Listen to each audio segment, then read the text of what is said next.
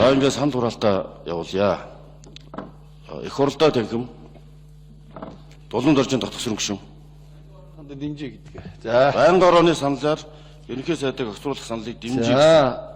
Санал хураалтанд 23 гишүүн оролцсноос 22 гишүүн дэмжсэн байна. 23-оос 22. Хэзэн Чингис хааны танхим.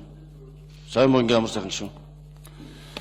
За Хэзэн Чингис хааны танхимын 11 гишүүнээс 11 гишүүн дэмжиж байна. Хөрлөбаатарын Боломжтой гишүүн их Жанжин Дээд Сүхбаатарын танхим. За Сүхбаатар танхимаас 13 гишүүнээс 12 гишүүн дэмжсэн байна. Үндсэн хуулийн танхим. Замын хоолойн Сүхбаатар. За үндсэн хуулийн танхимд 7 гишүүнээс 6 дэмжиж байна. Их засаг танхим эрхэм гишүүн Ямагийн голд.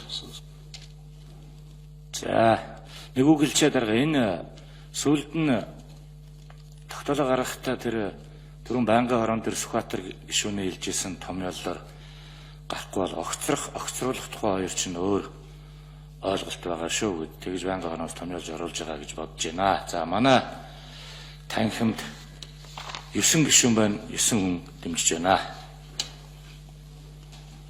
За санал хураалтад 63 гишүүн оролцож 60 гишүүн дэмжиж 95.2% саналаар энэ санал байнгын орооны санал дэмжиглээ. Ерөнхий сайдыг огцруулах саналыг улсын их хурлын нийт гишүүдийн олонх дэмжсэн тул Монгол улсын ерөнхий сайдыг огцруулах тухай улсын их хурлын тогтоол батлагдсан тооцлоо.